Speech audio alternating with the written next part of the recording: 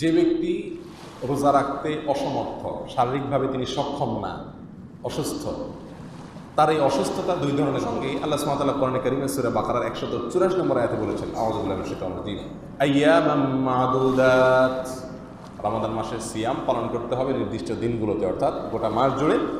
ফামান কানা মিনকুম মারিদান আও আলা সাফারিন ফাইদ্দাতুম মিন আইয়ামিন উখার, যদি কেউ রমজান মাসে অসুস্থ থাকে অথবা সফরে থাকে, তাহলে যে কয়দিন সে সফরে আছে, যে কয়দিন সে অসুস্থতার কারণে রোজা রাখতে পারছে না, সেই কয়দিনের রোজা সে রমজানের পরে রেখে দিতে পারবে, এই সুযোগ তার আছে।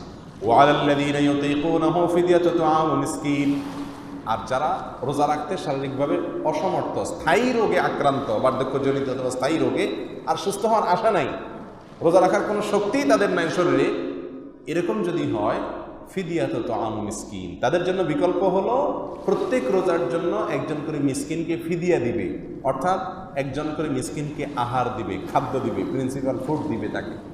তাহলে 30 দিনের রোজার জন্য এক মিসকিনকে 30 দিন অথবা 30 মিসকিনকে আপনার একদিন, যেভাবেই হোক এই 30টি ফিদিয়া আদায় করে দিবেন। তাতে কি হবে?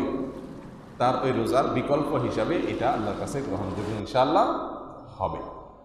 এই ফিদিয়ার পরিমাণ কি? যদি আপনি খাওয়ায় দেন সরাসরি, তাহলে তার পরিমাণের কিছু নেই, আপনি খাওয়াই দিলেন।